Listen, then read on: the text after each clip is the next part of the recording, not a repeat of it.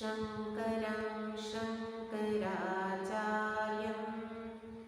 केशवं बादरायणं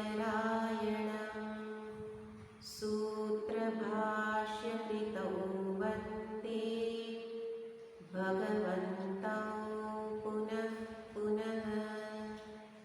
ईश्वरो गुरुरात्मेति मूर्तिभेदविभागिने व्योमवद्व्याप्तदेहाय दक्षिणामूर्तये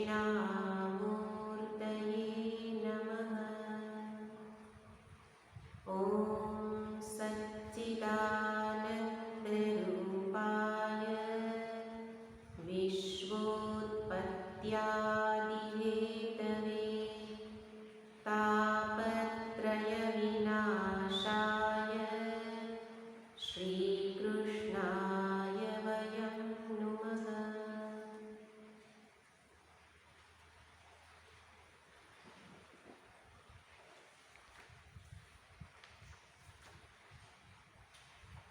तेरमो श्लोक। प्रणतकामदं पद्मजाचितं धरणिमण्डलं ध्येयमापदि चरणपङ्कजं शन्तमं च ते रमणनस्तने श्वर्पयादिहम्।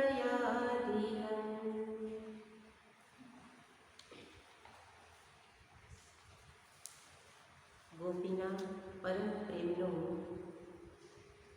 નિરૂપણ થઈ રહ્યું છે.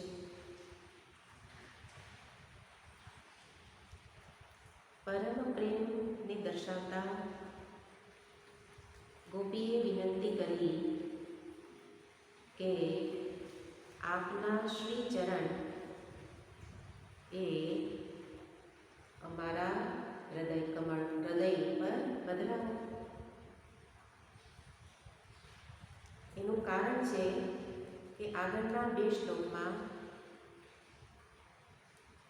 ગોપીએ એવું દર્શાવેલું કે આપના શ્રી ચરણ એ વન ભટકે છે અને એમાં કાંટા કાંકરા વાગે ત્યારે એની પીડા અમારા હૃદયમાં થાય છે. એટલા માટે એ હૃદયની પીડા એને શાંત કરવા માટે આપ અમારા હૃદય પર આપના ચરણ પધરાવો. અને આગળ શ્લોકમાં એવું પણ કહ્યું, આગળના બે શ્લોકની સંગતિ આ પછીના બે શ્લોકમાં રહેલી છે. એક વસ્તુ દર્શાવેલી હતી કે આપના ચરણમાં જે પીડા થાય એ અમારા હૃદય ઉપર પધરાવો તો એ પીડાનું ગ્રહણ અમે કરી લઈએ એવો ભાવ છે. અને બીજું દર્શાવેલું હતું કે આપ દર્શયન ગુરુ વારંવાર દર્શન આપીને મિલનની ઝંખના તીવ્ર કરો છો. તો એ મિલનની વ્યાકુળતાને શાંત કરવા અધરામૃત આપો. પછીના શ્લોકમાં બતાવશે. એટલે આગળના બે શ્લોકનો ઉપાય આ બે શ્લોકમાં બતાવે છે. એટલે આગળના શ્લોકમાં જે ભગવાનની જે સાયંકાળની લીલા અને પ્રાતઃકાળની લીલાનું વર્ણન કર્યું. તો સાયંકાળની લીલામાં ભગવાનના શ્રીમુખ શ્રી વિગ્રહ એ પેલી ગાયોના પગની જે રજ છે એનાથી એમનું શરીર, એમનું વિગ્રહ એ દૂષિત છે. તો સાથે એ જોવાનું છે કે ભગવાન જ્યારે લીલા કરે ત્યારે એ લીલા પાછળ પ્રયોજન હોય છે. બધી જ લીલાઓ પાછળ કંઈક પ્રયોજન છે. તો ગાયના જે પગની રજ એમ જોવા જાઓ તો એ તરત જ એ સાફ કરી શકે, બધું કરી શકે એમ હતા. પણ એ લીલા દ્વારા દર્શાવવું છે કે ગાયની પગરજ એટલે ચરણરજ જ છે. જેટલી અવતારી ભગવાનની ચરણરજનું મહત્ત્વ છે એટલું જ મહત્ત્વ દર્શાવવા માગે છે ભગવાન કે ગાયના પગની રજનું મહત્ત્વ છે, કે જે રજને ભગવાન પોતાના શરીર ઉપર ધારણ કરે છે. એટલે ભગવાને પોતાના એ અવતાર કાર્ય દરમિયાન આવા અનેક વખત આવા બધા સંકેત આપેલા છે. એ ભગવાને ભૃગુ ઋષિના ચરણની લાત સહન કરી હોય. કેમ? તો કે લાત તો સહન કરી પણ એનું પછી ચિહ્ન પણ ધારણ કરેલું હોય. એનું કારણ છે કે ભગવાન એ ઉત્તમ ઋષિ મુનિઓનો કેટલો આદર કરે છે. તો એમના દરેક વ્યવહારથી આપણા જીવનમાં પણ શીખવા મળે છે કે ઋષિ મુનિઓ, સંતો કે બ્રાહ્મણો, ઉત્તમ કક્ષાના જે બ્રાહ્મણો છે એનું તપસ્વી છે, એમનું કેટલું માન જાળવે, ભગવાન પણ માન જાળવે છે. એવી રીતે ગાયોનું તો ભગવાને તો એકવાર યશોદા મૈયાને કહેલું જ હતું કે હું તો વ્રજમાં ગાયોની સેવા કરવા આવેલો છું. તો એ લીલા દ્વારા ગાયનું મહત્ત્વ બતાવે છે. અને આપણી સનાતન ધર્મની જે પરંપરા, સંસ્કૃતિ એને પણ ભગવાન દર્શાવે છે કે ધર્મમાં ગાયનું કેટલું વિશેષ સ્થાન છે. એટલે આપણે ભગવાનના દર્શન કરીએ ત્યારે સાથે ગાયના દર્શન પણ કરતા હોઈએ છીએ. તો એ પ્રકારે આ બધી લીલાઓ દ્વારા આપણા જીવનમાં એ બધી જ એ સંકેતો એને શીખવાના છે. એવું દર્શાવ્યા પછી આ શ્લોકમાં બતાવતા ગોપી કહે છે કે આ જે છે પ્રેમ, આ પ્રેમની પરાકાષ્ઠા છે કે ભગવાનની કોઈ પણ પીડા છે એ પીડાને ભક્ત સહન કરી શકે નહીં. એમ જોવા જાઓ તો ભગવાનને કોઈ પીડા થાય નહીં, એ તો એ ભગવાન ના કહેવાય. પણ ભક્તનો પ્રેમ એટલો ઉત્તમ કક્ષાનો છે અને એ પ્રેમને અહીંયા બતાવવું છે. એ પ્રેમને દર્શાવવા માટે ભગવાનની પીડાની કલ્પના કરે છે. ભક્ત તો બધી કલ્પનાઓ જ કરે છે અને એ કલ્પનામાં ભગવાનના ચરણની પીડાને અહીંયા કલ્પના કરી અને પ્રાર્થના કરે છે. અને એવું દર્શાવી અને બધી જ કલ્પનાઓને ભગવાન સાથે જોડવા માટે પણ અહીંયા સંકેત છે કે કલ્પના કરતું મન તો કલ્પના કરવાનું છે. તો એ મનની કલ્પના, મનની કામના, મનની વાસના એને ભગવાન સાથે જોડી દઉં તો એ વાસના કેવી બની જશે? ઉત્કૃષ્ટ. એટલે ગોપીના ભક્તિ માર્ગનું આ જ રહસ્ય છે કે મન જેવું છે તેવું ભલે રહ્યું. પહેલાં કહ્યું હતું કે અનેક માર્ગ છે અને અનેક માર્ગમાં અનેક સાધનોને દર્શાવે છે. મોટાભાગના સાધનો તો મનના નિયંત્રણ માટે દર્શાવેલા છે અને એટલા માટે આપણે બધા જ માર્ગથી ભાગીએ છીએ. જ્ઞાન માર્ગ તો કે વૈરાગ્ય બતાવશે, યોગ માર્ગ સંયમ બતાવશે, આપણાથી તો એ થાય નહીં. તો ગોપી કે કાંઈ ન થાય તો જેવા છો તેવા ભગવાનની શરણમાં રહો. અને કરવાનું શું છે? મનમાં ભલે કામનાઓ ઉઠે, મનની ભલે કલ્પનાઓ થાય, પણ માત્ર જોડી દો ભગવાન સાથે. તો કે એ ક્યાં દેખાય છે? આ દેખાતી વસ્તુ વ્યક્તિ માટે કંઈક મન લાગે. હવે જે અનદેખા અનમીલા સાજન ભગવાન તો કહેવાય છે આવા છે, જોયા નથી, મળ્યા નથી અને એમાં મન લગાવવાનું કહો છો. તો કે એમાં મન લાગવાથી શબ્દ પ્રયોગ કરે છે ઉર્ધ્વ રેતા બની શકાય. ઉર્ધ્વ રેતા, ઉર્ધ્વીકરણ થાય, મનનું ઉર્ધ્વીકરણ. એટલે આ શ્લોક છે એ વાસ્તવમાં મનોરોગને દૂર કરવા માટે છે. બધા જ મનના રોગથી રોગિષ્ઠ છીએ અને એટલા માટે બધાને જે સમસ્યા છે, કોમન સમસ્યા, એ બધાનું નિરાકરણ આ શ્લોકમાં છે કે મનમાં અશાંતિ, પીડા જે થાય છે બધું મનમાં જ થાય છે. તો મનના રોગને દૂર કેવી રીતે કરવું? તો કે છે મનનું ઉર્ધ્વીકરણ કરી દેવું. અને ઉર્ધ્વીકરણ એટલે શું? મન વાસનાથી જ ગ્રસ્ત હોવાનું છે, મનમાં ઈચ્છાઓ રહેવાની જ છે. તો શું કરવું? મનને ભગવાન સાથે વાસનાથી જોડી દો, ત્યારે મનનું ઉર્ધ્વીકરણ. અને જો એ જ મન જે અત્યારે કરીએ છીએ એ પ્રકારે સંસારની વસ્તુ વ્યક્તિ સાથે જોડવામાં આવશે તો એ મન કેવું બનશે? અધોરેતા, ઉર્ધ્વરેતા, અધોરેતા.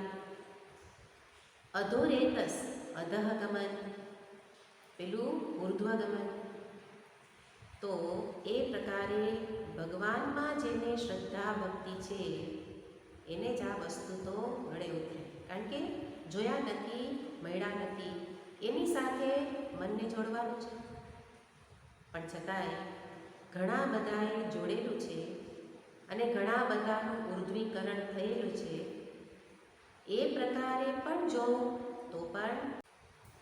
તો બે શબ્દ પ્રયોગ કર્યા, ઉર્ધ્વરેતા, અધોરેતા.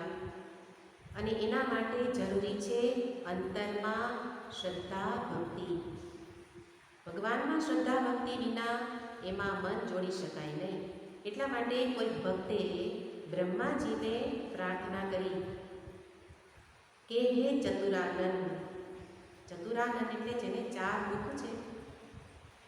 તો એવા હે બ્રહ્માજી, આપ અમારા ભાગ્યમાં કંઈક લખો છો, પાપનું ફળ, પુણ્યનું ફળ આપો છો. તો એવા પાપના ફળનો ઉદય ન કરતા કે અમારે અરસિકેશુ, એમણે શબ્દ પ્રયોગ કરેલો છે, અરસિકોને આપની વાત કરવી પડે. કારણ હમણાં શું કહ્યું કે શ્રદ્ધા ભક્તિ નહીં હોય તો આ કહેલી વાતમાં વિશ્વાસ જ નહીં આવે. એટલે એમણે તો ત્યાં સુધી કહ્યું કે અરસિકોમાં માથાજીત ન કરીએ.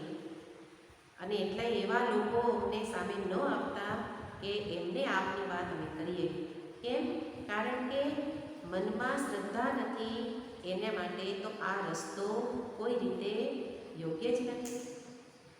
એટલે કહેવાનો અર્થ એટલો છે કે શ્રદ્ધા મનમાં હોવી જોઈએ કે જે કહેવાય છે એ પ્રકારે અનુસરી શકાય. એ રીતે ગોપી પોતાના જીવન દ્વારા આપણને આ સંદેશ આપે છે. અને એના માટે અહીંયા દર્શાવતા કહે છે પ્રણત્ય કામદમ. શ્લોકની પૂર્વે આ બધા અર્થ ધારણ કરવા પડે, રસિક થવું પડે. સાથે સાથે પોતાને જોવાનું છે કે રસિક થવું પડે. તો જ અહીંયા કહેવામાં આવેલી ભક્તિની વાતો, પ્રેમની વાતો એ સમજી શકાય. એટલે કે છે આપ કોણ છો? હે વ્યાધિહન, આપ પ્રણત્ય કામ છો. 6 શબ્દ પ્રયોગ આપણે ગયા વખતે જોયેલા હતા. અને 6 શબ્દ પ્રયોગમાં મુખ્ય શબ્દ છે પ્રણત. તમે ગોપી ગીતનું વિશ્લેષણ કરેલું હોય તો 2 શ્લોક સરખા જેવા દેખાય છે. આગળ આ જ શબ્દ પ્રયોગ આવેલો હતો કે આગળના શ્લોકમાં જોઈએ તો અહીંયા છે પ્રણત કામદમ, અને આગળ શ્લોક આવેલો હતો 7મો શ્લોક પ્રણત દેહિના પાપકર્ષણમ. હવે જુઓ તો બંને શ્લોકની અંદર માગણી તો સમાન છે. શું માગણી છે? હૃદય પર આપના ચરણ પધરાવો. તો માગણી સમાન છે, છતાંય ગોપીએ એ માગણી ફરી કેમ કરી? તો કે બંને માગણી પાછળનું પ્રયોજન ભિન્ન ભિન્ન છે. તો સૂક્ષ્મ અર્થનું એ જ્યારે વિચાર કરીએ ત્યારે આ શબ્દને સમજાય. ત્યાં કહે છે અમારા પાપ કર્ષણ, આપના શ્રી ચરણ અમારા હૃદય પર પધરાવો તો અમારા હૃદયમાં રહેલા દોષ, પાપ, કામ, ક્રોધ, રાગ, દ્વેષ એ બધું દૂર થશે, એવી ત્યાં માગણી હતી. પણ કોઈ પણ સાધકને માટે બે વસ્તુ થવી જરૂરી છે. આ બધી આજે પાયાની બાબતો આપણે વિચારીએ છીએ.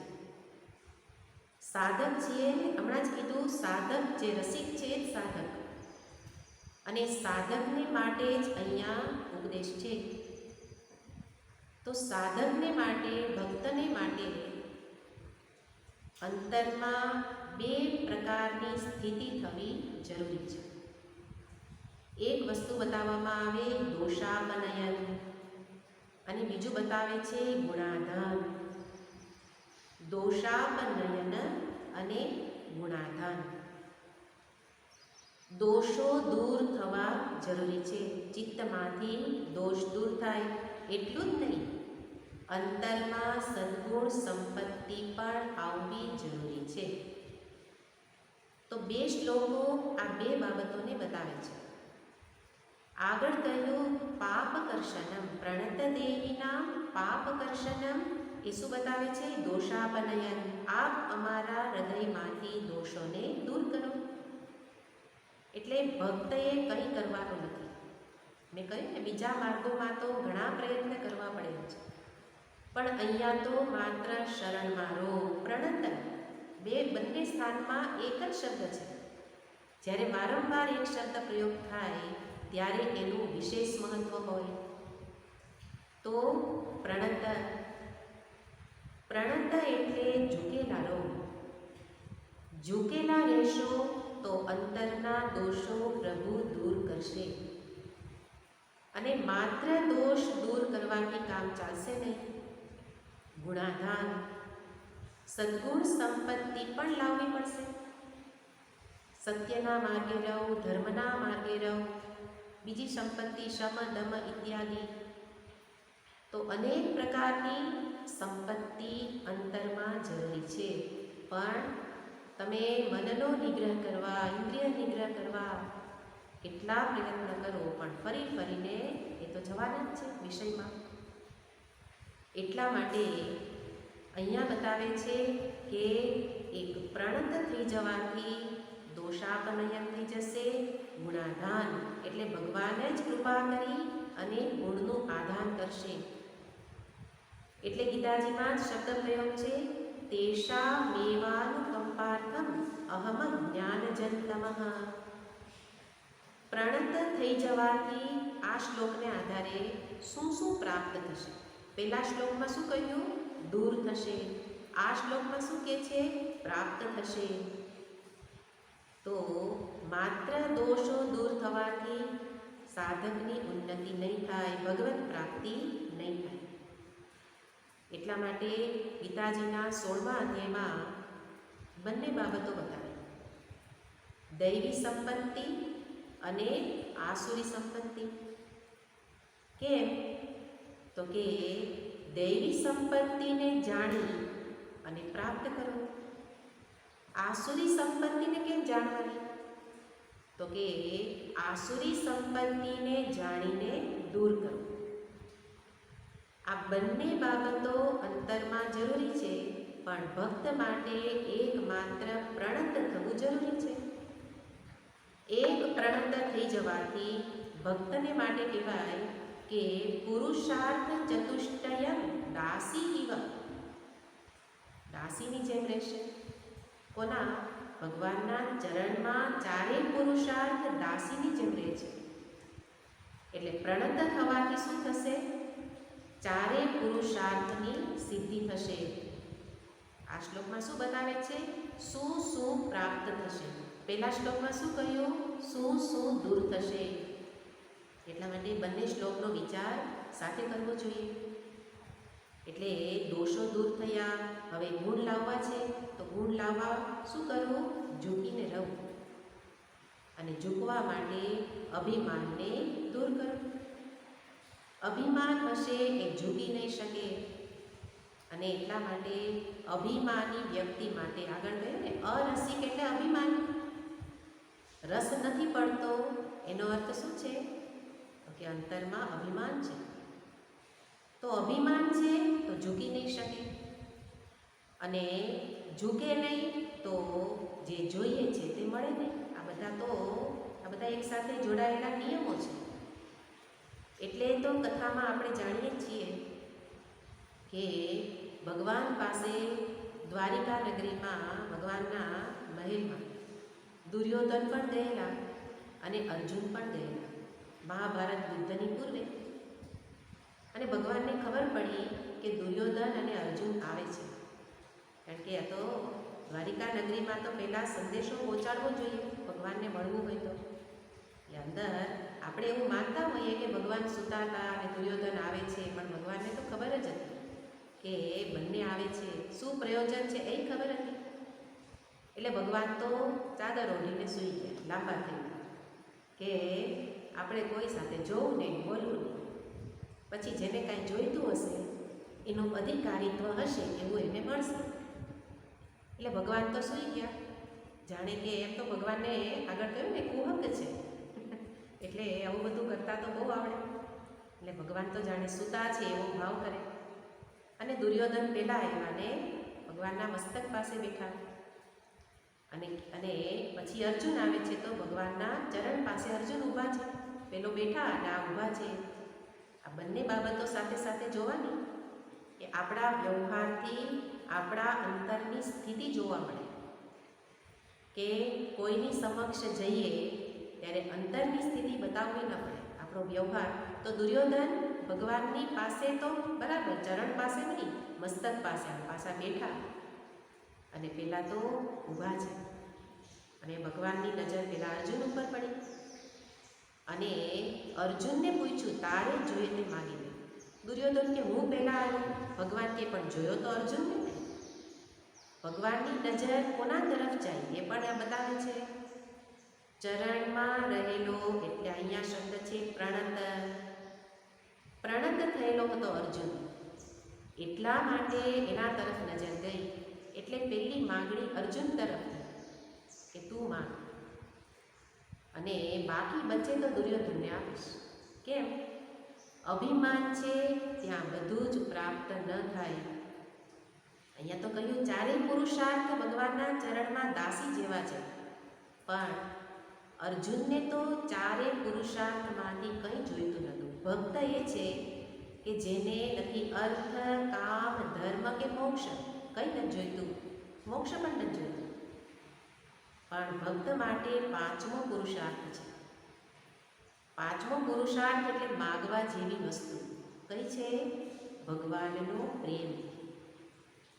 એટલા માટે અર્જુન તો હંમેશા ભગવાન પાસે પ્રેમ જ માગે છે, બસ આપનો પ્રેમ મળતો રહે. એટલે અર્જુનને માગણી કરવાનું કહ્યું, કારણ અર્જુનમાં અભિમાન નહોતું. તો કહેવાનો અર્થ છે અભિમાન છોડીને આવે એને જ ભગવાનનું ઐશ્વર્ય પ્રાપ્ત થાય. તો ઐશ્વર્ય આપવા તૈયાર હતા. ભગવાનની અક્ષોહિણી સેના ભગવાને આપવા માટે તૈયાર રાખેલી હતી, પણ અર્જુનને ઐશ્વર્ય જોઈતું નથી. ઐશ્વર્યની સામે પ્રેમ, તો કે માત્ર પ્રેમ જ જોઈએ છે. આપ મારી સાથે રહો, બસ. યુદ્ધ નહીં કરું તો કે કંઈ વાંધો નહીં, પણ મારી સાથે રહો. તો ભક્તની માગણી કેવી હોય કે મારે આપની પાસેથી કંઈ જોઈતું નથી, માત્ર આપનો પ્રેમ જ જોઈએ છે. ભક્ત ભગવાન કરતાં પણ ભગવાનના પ્રેમને ઝંખે છે. કેમ? તો કે ભક્ત બુદ્ધિશાળી છે. ભગવાનની પ્રાપ્તિ થશે, તપસ્યા કરું, જપ તપ કરું તો ભગવાન દર્શન તો આપે જ છે. સગુણ સાકાર રૂપે ભગવાન દર્શન આપે છે. પણ ભક્ત જુએ છે કે ભગવાન આવે, બોલે, હસે, વાતચીત પણ કરે, વરદાન પણ આપે, પણ કેટલી વાર? તો કે ક્ષણ, 2 ક્ષણ, અને કોકને બધી વધુ તપ કરેલું હશે તો 5 મિનિટ. એનાથી વધીને હવે હું જાઉં છું. તો ભગવાનની માગણી કરવાથી ભગવાન એની શાશ્વત પ્રાપ્તિ કરાવી શકે નહીં. એટલા માટે ભગવાનનો પ્રેમ ઝંખે છે, કારણ કે ભગવાન શાશ્વત રીતે સાથે રહી શકતા નથી. લીલા કરે ત્યારે પણ લીલા સંવરણ કરવું પડે છે. એટલે પ્રેમ માગે, જેથી કરીને શું થાય? પ્રેમ હશે તો પ્રેમના દોરે બાંધ્યા ઠાકોરને દોરે ખેંચાઈ આવશે. અને પછી પ્રેમી જન માટે કૃષ્ણ નાચે પણ ખરા, ગાય પણ ખરા, બંદી પણ બની જાય. પ્રેમના જોરે છે બધું. તો પ્રેમનું બળ વધુ છે. ભગવાનના બળ કરતાં પણ પ્રેમનું બળ વધારે છે. એટલા માટે ભગવાનને એ પુત્ર પણ બનાવી શકે. પ્રેમની શક્તિ છે. ભગવાનને પુત્ર બનાવી શકે, મિત્ર બનાવી શકે, માતા પિતા બધું બનાવી શકે. પણ ભગવાન ભક્તને જે કહેશે એ પ્રમાણે કરવા તૈયાર છે. એટલે સુધી કે દ્વારપાળ બનવાનું કે તો ભગવાન દ્વારપાળ પણ બની ગયેલા બલિરાજાના. અને એ અનેક રૂપે આપણે અનેક કથાઓ સાંભળી છે અને ભગવાનના પ્રેમના મહિમાને આપણે જાણીએ છીએ. એટલા માટે અર્જુન પણ ભગવાનના પ્રેમને જ ઈચ્છતા હતા. એટલે બંનેમાં ભેદ શું હતો? અભિમાન રાહિત્ય. પ્રણત થવા માટેની આ વાત છે કે ઝૂકતા જ રહીએ, ઝૂકતા રહીએ, પણ અભિમાન એવું ને એવું રહે તો અંતરની ઉન્નતિ ન થઈ શકે. એટલા માટે અહીંયા બતાવે છે કે અભિમાન છોડીને અભિમાનનો નાશ, જેમ કે હનુમાન, આ બે શબ્દ છે, નામ અને માન. બંને ઉલટાવો તો નામ માન થઈ જશે. જ્યાં નામ હશે ત્યાં માન ન રહી શકે, જ્યાં માન હશે ત્યાં નામ ન રહી શકે, ભગવાનનું નામ ન રહી શકે. બંને એકસાથે ન રહી શકે. એટલા માટે હનુમાનજી સાથે હનુમાન છે. પણ માન છે, હમણાં કહ્યું કે માન હોય ત્યાં નામ ન રહે, પણ હનુમાનજી સાથે તો રામ પણ રહે છે, રામનું નામ રહે છે. પણ આગળ શબ્દ પ્રયોગ છે હનુ. હનુ એટલે જેણે માનનું હનન કરી નાખ્યું એ હનુમાન. એ હનુમાન સેવક થઈ શકે કે જેના અંતરમાંથી માનનું હનન થઈ ગયું છે. તો જેનું માન હણાઈ ગયું એ હનુમાન. તો દરેકે શું થવું પડશે? હનુમાન. પણ દરેક વ્યક્તિ હનુમાન થઈ નથી શકતી. અંતરનું માન દૂર કરી શકતી નથી. કેમ? ઈચ્છા તો આપણી છે જ કે આ અંતરનો અહંકાર જતો રહે, દૂર થાય. પણ ન થાય કારણ કે એમાં પણ ભગવાનની કૃપા જોઈએ. યમે વૈશ વૃણુતે તેન લભ્ય. એના માટે ભગવાને મારું વરણ કરવું પડે. ઈચ્છાઓ તો છે, ઈચ્છા છે સત્સંગ કરવું, ઈચ્છા છે, પણ નથી થતો. કેમ નથી થતો? કારણ કે ભગવાનની કૃપા નથી, ભગવાને મારું વરણ કરેલું નથી.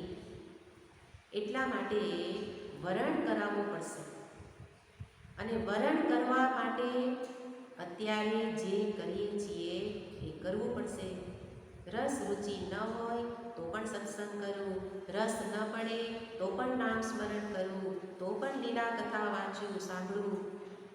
કારણ તો મારું વરણ કરશે. અને વરણ કરશે તો દોષો દૂર કરશે, અભિમાન દૂર કરશે, ત્યારે એ પ્રણત થઈ શકે. તો અહીંયા પ્રણત કામદમ, કામનાની પૂર્તિ જરૂર કરે છે. બધા જ મનોરથો ભગવાન પૂર્ણ કરે છે, પણ એ મનોરથ કોના પૂર્ણ કરે એ શરત અહીંયા આગળ શબ્દ પ્રયોગ દ્વારા આપી છે. શ્લોકમાં દર્શાવે છે કે ભગવાન કોના કામદમ, કામનાઓની પૂર્તિ કરે, મનોરથ પૂર્ણ કરે છે. તો ખૂબ સરસ શ્લોક છે. સકૃદેવ પ્રપન્નાય. એક વખત સકૃદેવ પ્રપન્નાય તવાસ્મીતિ જ યાચતે. તવ અસ્મિ, હું આપનો છું.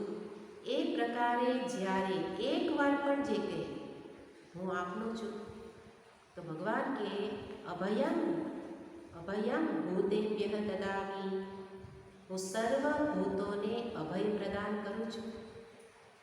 એ પ્રકારે ભગવાન કહે છે એતદ વ્રતમ મમ, આ મારું વ્રત છે. શું વ્રત છે? તો કે એક વખત મારી શરણ, તવ અસ્મિ એટલે મારી શરણમાં આવી ગયેલો વ્યક્તિ, તો એને અભય એટલે અંતરમાં એને એવી શાંતિ પ્રદાન કરી, અભય પ્રદાન કરવું. એ પ્રકારે અહીંયા ભગવાનના શરણનું મહાત્મ્ય બતાવે છે. એટલે આ ગોપી ગીત એ બંને વસ્તુને દર્શાવે છે. ઈશ્વરના મહાત્મ્યનું જ્ઞાન પણ દર્શાવે અને સાથે સાથે પ્રણય ભાવને પણ દર્શાવે. તો અહીંયા પ્રણત કામદમ દ્વારા ભગવાનના મહાત્મ્યને બતાવે છે કે ચરણનું મહાત્મ્ય કેટલું છે. ઋષિ મુનિઓ, ભક્તો કે જેણે ક્યારેય ઈશ્વર દર્શન નથી કર્યા, ખાલી ધ્યાન કાળે, જ્ઞાન કાળે એને જાણેલા જ માત્ર છે અને સાથે થોડી કલ્પના કરી છે આવા ભગવાન છે. તો એવા કલ્પના, ચરણની કલ્પના કરી, ચરણનું ધ્યાન કર્યું એટલે ચરણની કલ્પના છે.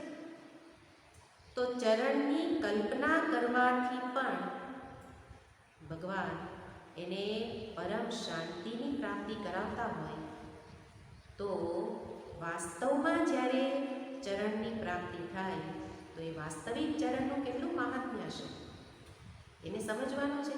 અને એટલે મહાત્મ્યને વારંવાર જાણીએ ત્યારે જ ભક્તિમાં ઉત્કૃષ્ટતા આવી શકે, પ્રેમ એ ઉત્કૃષ્ટ બને. એટલે અહીંયા કહ્યું પ્રણત કામદમ, અને એ પ્રણત કામદમ માટે શિવ મહિમ્નમાં પણ કહે છે નકસ્યાપ્યુન્નત્યૈ ભવતી શિરસસ્ત્વય્યવનતિઃ. એક વખત નમસ્કાર કરે, ન કસ્યાપી ઉન્નત્યૈ, તો એની ઉન્નતિ ન થાય એવું બની ન શકે. એક વારના ઝૂકવાથી પણ વ્યક્તિની ઉન્નતિ થાય. તો સર્વત્ર પ્રણત થવાનું મહાત્મ્ય આ શબ્દ પ્રયોગ દ્વારા બતાવે છે.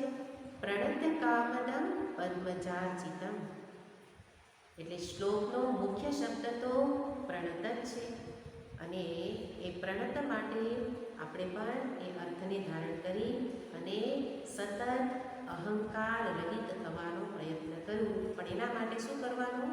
માત્ર શરણમાં રહેવાનું. કારણ આ ચરણ કેવા છે? પદ્મજા. બ્રહ્માજીએ ધર્મની રક્ષા માટે ભગવાનને પ્રાર્થના કરેલી, અવતાર ધારણ કરવા માટે. તો આપણે હંમેશા જોતા હોઈએ કે દેવો, બ્રહ્માજી બધા જ ભગવાનને વિનંતી કરવા જાય અને ભગવાનને અવતાર લેવા માટે વિનંતી કરે. દરેક વખતે ભગવાને વિનંતીનો સ્વીકાર કરેલો હોય. કારણ વિનંતી કેવી છે? તો કે અંતરમાં એ પ્રેમને જ પ્રગટાવે છે. એટલે પદ્મજાર્ચિતમ, આપના ચરણ એવા છે કે જેવા દેવોએ પણ એમને પૂજેલા છે અને લક્ષ્મીજીએ પણ સેવિત છે, લક્ષ્મીજીથી પણ સેવિત છે. પદ્મજાર્ચિતમ ધરણી મંડનમ, ચરણની જ અહીંયા વિશેષતા છે કે ધરણી, પૃથ્વી ઉપર જ્યાં જ્યાં આપના ચરણ પધરાવેલા છે એ પૃથ્વી કેવી બની ગઈ? તો કે તીર્થ બની ગયેલી છે. એટલે આપણે જ્યાં જ્યાં તીર્થયાત્રા કરવા જઈએ તો એ પહેલાં ભગવાનના અવતાર પૂર્વે તો એ સામાન્ય ભૂમિ હતી, પણ ભગવાનના ચરણ ભૂમિ ઉપર પધરાવ્યા પછી એ આપણા માટે શું બની ગયા છે? તીર્થ. એટલે આપ કેવા છો?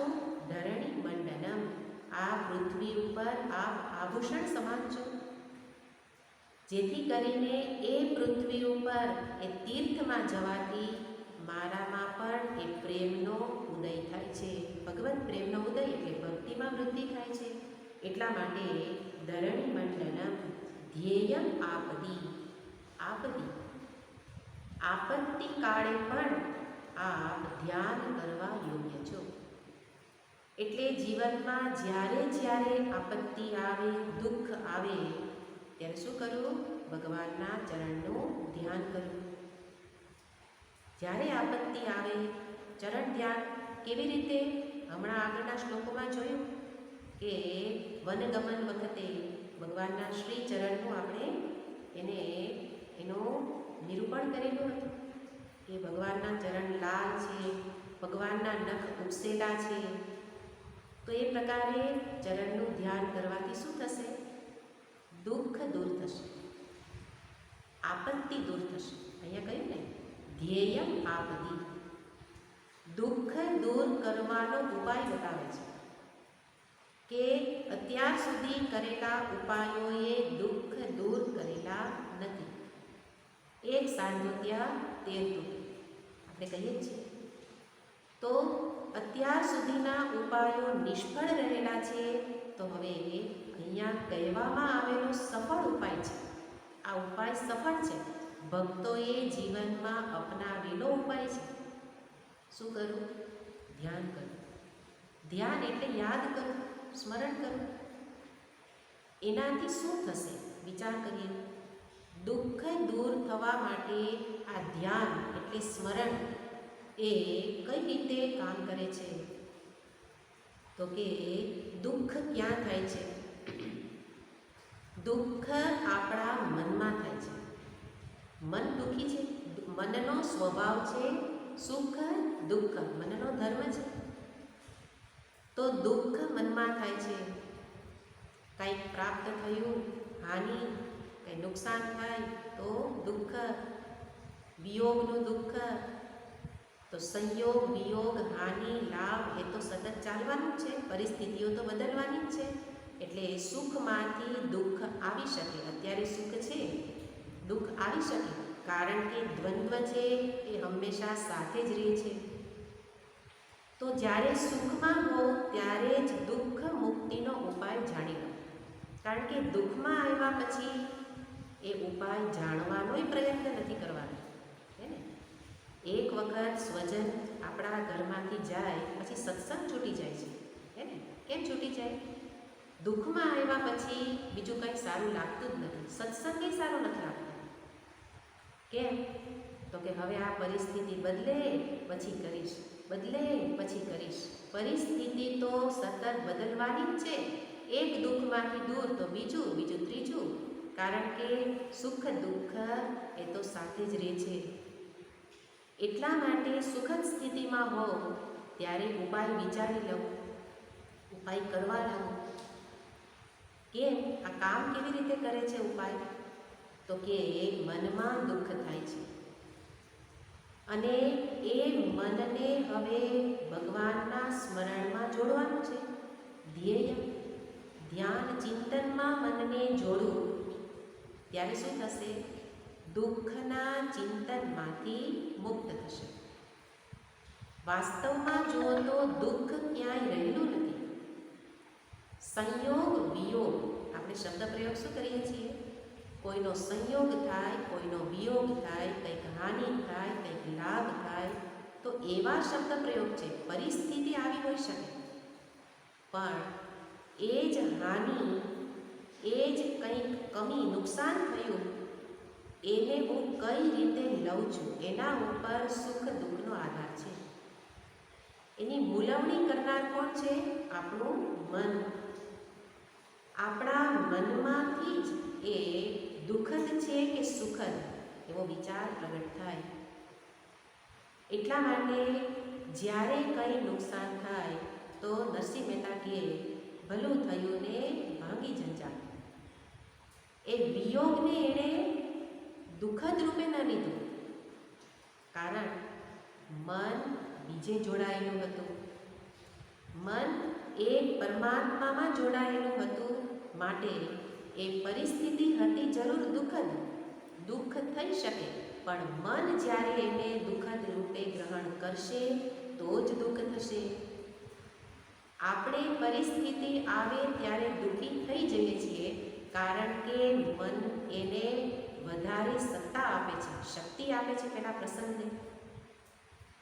એટલા માટે એ પરિસ્થિતિ ન રહેતા એ કટોકટી બની જાય છે, દુઃખદ થઈ જાય છે.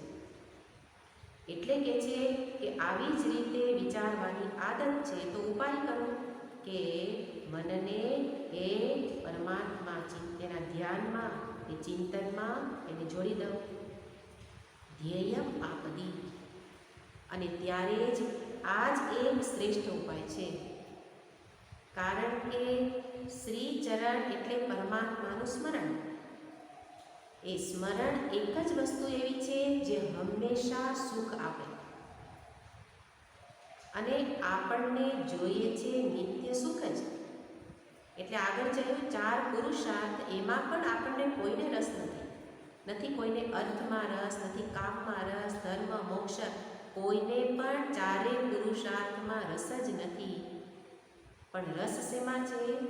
એ 4 પુરુષાર્થથી જે મળે છે એમાં રસ છે. 4 પુરુષાર્થથી શું મળે છે? સુખ.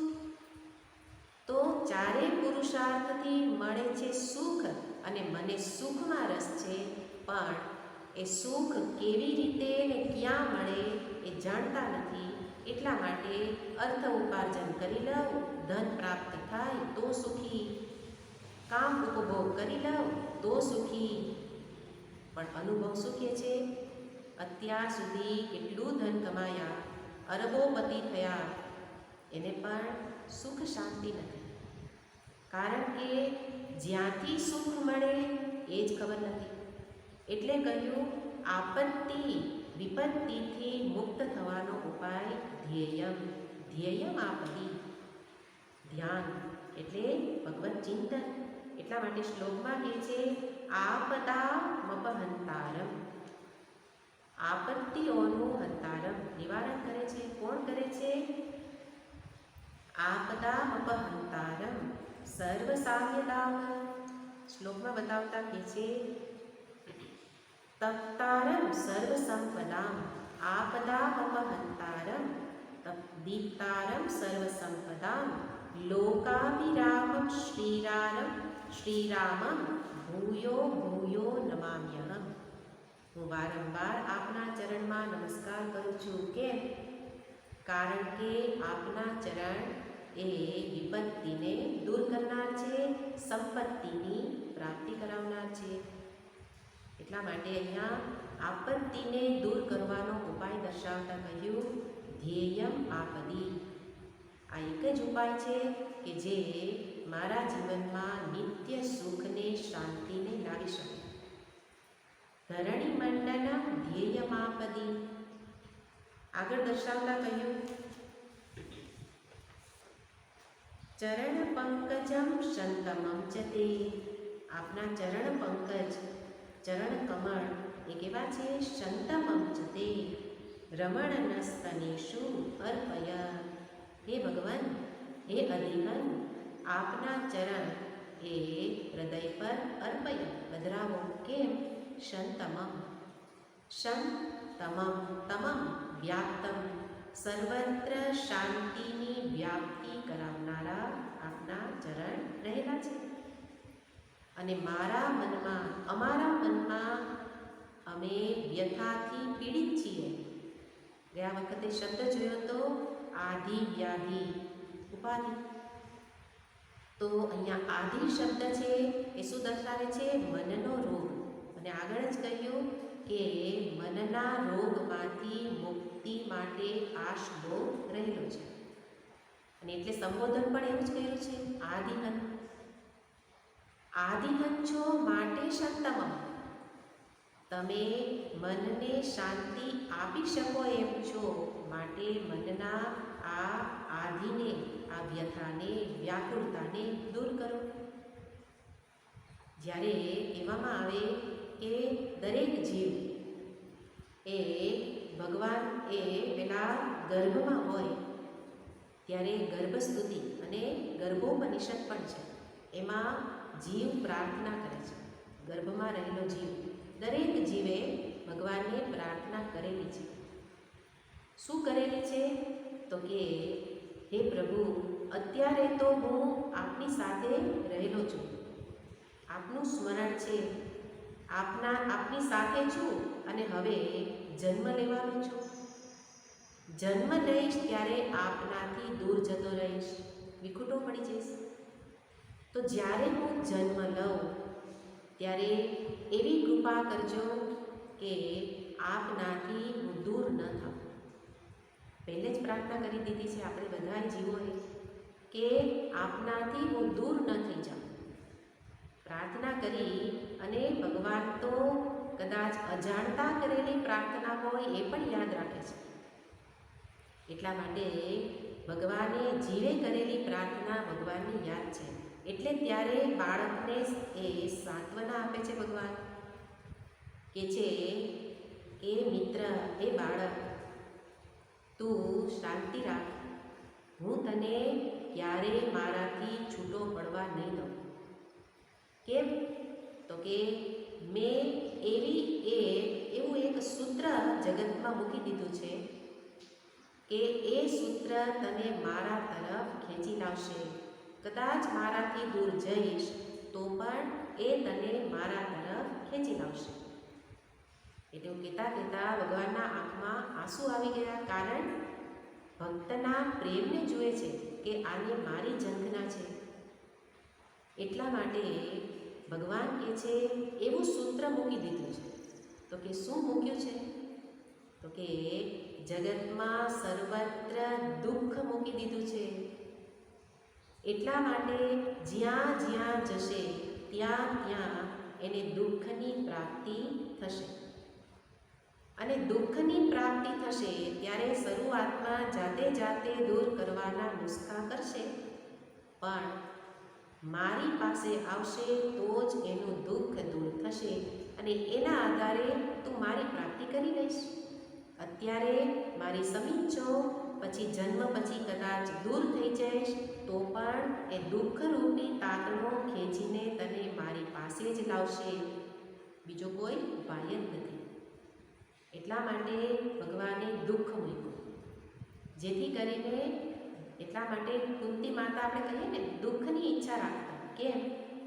કારણ એ પરિસ્થિતિ હશે તો ભગવાનનું સ્મરણ થશે. એટલે અહીંયા કહ્યું કે આપ કોણ છો?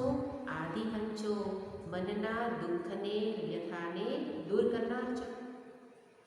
એ રીતે ભગવાન પોતાની પ્રાપ્તિનો ઉપાય પોતે જ દર્શાવે. જગતમાં આ પ્રકારની સ્થિતિનું સર્જન કરી અને દરેક જીવને પોતાના તરફ જ ખેંચવા માગે છે. અને જે જીવને ભગવાન માટે એવો પ્રેમ જાગી ગયો, જે ગોપી જેવો પ્રેમ, તો ગોપીને જે પ્રકારે ભગવાન પ્રેમ કરે છે, જેમ ગોપી કરે એટલો જ કૃષ્ણ સામે પ્રેમ કરે છે. પરસ્પર છે. એટલે દ્રષ્ટાંત આપવામાં આવે, કથા છે કે દ્વારિકામાં યજ્ઞનું આયોજન કરવામાં આવેલું. એની પૂર્વે પ્રદ્યુમ્નજી ભગવાનના પુત્ર, એમણે દિગ્વિજય કરેલો. બધા રાજ્યોને જીતે અને પછી એ પેલો યજ્ઞ કરી શકે. તો પછી યજ્ઞનું આયોજન કરવામાં આવ્યું, અશ્વમેધ યજ્ઞ. અને એના માટે ચારે બાજુથી બધાને આમંત્રણ આપવામાં આવે. તો એ વખતે વ્રજવાસીઓને પણ આમંત્રણ આપવામાં આવેલું. હવે વ્રજવાસીઓ તો આમંત્રણની રાહ જોતા હોય, અને એટલે ગોકુળ, મથુરા, વૃંદાવન બધેથી વ્રજવાસીઓ એ દ્વારિકા જવા માટે નીકળી પડ્યા. વૃષભાનુજી હોય કે નંદરાય હોય, યશોદા મૈયા હોય, રોહિણીજી હોય, બધાની સાથે ગોપિકાઓ પણ જવા માટે તૈયાર થઈ. અને હવે દ્વારિકા એટલે યજમાન છે ભગવાન. અત્યારે બધાની આગતા સ્વાગતા ભગવાને કરવાની છે. એટલે બધાને રહેવાના સ્થાન નિશ્ચિત કરેલા. અને બ્રજવાસીઓ માટે ભગવાને દ્વારિકાથી થોડું દૂર એક ગોપી કુંડ છે, ત્યાં રહેવાની વ્યવસ્થા કરેલી. અને બીજા બધા માટે તો ભગવાને પોતાના મંત્રીઓ, સેવકો એને નિમેલા હતા, રાજા મહારાજાઓ માટે. પણ હમણાં કહ્યું કે ગોપીને પ્રેમ છે એટલો જ સામે કૃષ્ણને પ્રેમ છે. એટલે પટરાણીઓને એની સેવામાં મૂકી. ભગવાને પોતાના સત્યભામાજી, રૂક્ષ્મણીજી એને કહ્યું કે તમારે વ્રજવાસીઓની સેવામાં રહેવાનું છે. અને પટરાણીઓ જાણે જ છે કે ભગવાન વ્રજવાસીને કેટલો પ્રેમ કરે છે, અને એટલે બધી પટરાણીઓ તૈયાર છે. પણ ભગવાન કહે છે કે મારા વ્રજવાસીને કોઈને પણ જરા પણ કષ્ટ ન પડે એની સાવચેતી રાખજો, કારણ કે એને થયેલું કષ્ટ એ મને પડશે. અને પટરાણીઓએ એ સેવામાં લાગેલી. એમાં કોઈ વખત ભગવાન સૂતા હશે અને અચાનક ભગવાનને એકદમ શરીર ઉપર ફરફોલા નીકળી પડ્યા, અને ફરફોલાને કારણે શરીરમાં એકદમ પીડા થવા માંડી. તો બધી રાણીઓ દોડી દોડીને આવી જુએ છે તો ભગવાનને અત્યંત પીડા થાય છે અને ફરફોલા નીકળ્યા છે. જાણે આપણે કંઈક ગરમ દૂધ કે ગરમ પાણી અડી ગયેલા હોય અને જે ફરફોલો થઈ જાય એ રીતે શરીરમાં ફરફોલા થઈ ગયા. તો બધા જ વૈદ હકીમોને બોલાવ્યા કે ભગવાનને આવું તે શું થઈ ગયું? તો ભગવાન કહે છે કે એની દવા તમારી પાસે નથી. તો કે આપ જે બતાવો એ દવા અમે લાવવા માટે તૈયાર છીએ. ક્યાં છે એને ઔષધિ ક્યાં છે? ભગવાન કહે કે આ નીકળવાનું કારણ છે, એ કારણ દૂર થઈ ન થાય ત્યાં સુધી તો ફરફોલા રહેશે. આનું કારણ છે, નીકળવાનું કારણ શું છે? તો ભગવાન કહે કે આજે પટરાણીઓએ ગોપીઓને જે દૂધ આપેલું હતું એ ઉછળતું ગરમ ગરમ દૂધ હતું, અને ગોપિકાઓ એ દૂધ પી ગયેલી, અને એટલા માટે એમને અંતરમાં બળતરા થઈ. એ બળતરા મને પણ થઈ, કારણ બંનેના હૃદય એક પ્રેમના સૂત્રથી જોડાયેલા છે. એટલા માટે ભગવાને તો આ સંકેત આપ્યો કે એને જેટલો પ્રેમ છે એટલો જ. એટલા માટે તો ગોપી કે હૃદય ઉપર શ્રી ચરણ પધરાવો, કારણ વ્યથા છે. ભગવાન કે એવી જ વ્યથા મને પણ છે. એટલે એવી વ્યથા દર્શાવવા ત્યાં એ ફરફોલાને માત્ર બતાવ્યો. અને એવું જ દ્રષ્ટાંત ભગવાન શ્રી રામનું છે કે લક્ષ્મણને બાણ વાગે તો પીડા કોને થાય? ભગવાન રામને. કારણ લક્ષ્મણને ભાઈ છે એટલે નહીં, પણ એટલે રામજીને પણ એટલો જ પ્રેમ છે. એટલા માટે આ ભક્ત અને ભગવાનના સંબંધને અહીંયા બતાવે છે કે ભગવાને વ્યથા દૂર કરનાર છે, તો એ વ્યથાને અહીંયા ગોપીઓને માટે ભગવાન બધું કરવા માટે તૈયાર છે એવું બતાવ્યું. એટલે એ રીતે દર્શાવી અને હવે આગળના શ્લોકમાં લઈ જવા છે. આગળના 2 શ્લોકની સંગતિ આ શ્લોકમાં છે. શું બતાવ્યું? આગળ કહેલું હતું કે આપ અમારા હૃદય પર ચરણ પધરાવો, કારણ કે વનમાં જે આપને પીડા થઈ છે એ પીડા અમારાથી સહન થતી નથી. અને હવે પછીના શ્લોકમાં બતાવેલું હતું કે વારંવાર દર્શન કરાવો છો, મિલન કરાવતા નથી. તો હવે એ મિલનની ઝંખનાને આગળના શ્લોકમાં બતાવતા શ્લોક કહે છે, 14મો શ્લોક.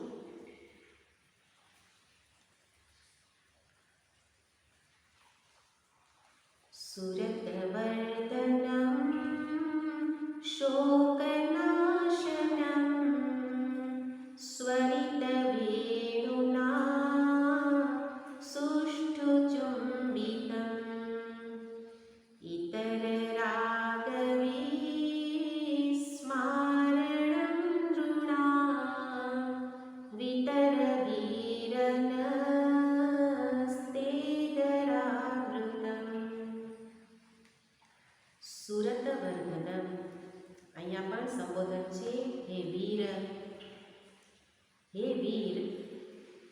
સુરતવર્ધનમ શોકનાશનમ. અને માગણી કરતા છેલ્લી લાઈનમાં બતાવ્યું, તે અધરામૃતમ વિતર. તે અધરામૃતમ વિતર. આપના અધરામૃતની આકાંક્ષા રાખીએ છીએ, એનું વિતરણ કરો. એટલે પ્રાર્થના કરે છે, એના માટે શબ્દ પ્રયોગ છે. આપ કેવા છો? સુરતવર્ધનમ. એટલે આપ શોક નાશક છો અને સુરત એટલે જે સૌંદર્યની વૃદ્ધિ કરનાર છો.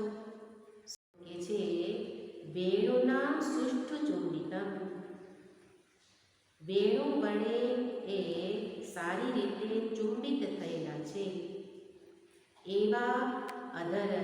બીજું પણ કાર્ય બતાવે છે ઇતર રાગ વિસ્મારણમ, અન્ય પ્રતિ થયેલા રાગનું વિસ્મારણમ, એને દૂર કરનાર છે. નૃણામ, લોકોના અન્ય પ્રતિ થયેલા રાગને એ દૂર કરનાર છે એવું આ અમૃત. એટલે એક વખત અમૃત પાન કરે એના અન્યથી વાસના, અન્યની કામના, રાગ એ બધું જ દૂર થાય. અમૃતનો આ મહિમા છે. એટલા માટે એવું કહેવાય કે યત પાયિનો ન મુહ્યંતી, મુહ્યંતી યત અપાયિનઃ. એટલે જેણે આ અમૃત પાન કર્યું તો એ અહીંયા શબ્દ છે યત પાયિનઃ ન મુહ્યંતી, એ મોહિત થતો નથી, પણ જે નથી પીતો એ મોહિત થાય છે. એટલે ભગવાનનું અમૃતપાન એટલે ગીતામૃત, નામામૃત, આપણે અનેક પ્રકારના અમૃત જોયેલા હતા.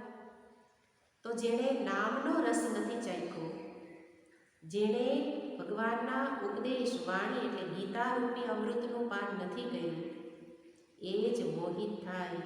અપાયિનઃ મુહ્યંતિ, પીધું નથી એ મોહિત થાય, પણ પીધું છે એ મોહિત થતા નથી. એ રીતે અહીંયા ભગવાનના એ અધરામૃતનું પાન માટે અહીંયા સ્તુતિ કરે છે. પણ આ શ્લોકનો અર્થ આપણે પછી જોઈશું. ઓમ પૂર્ણમદ પૂર્ણ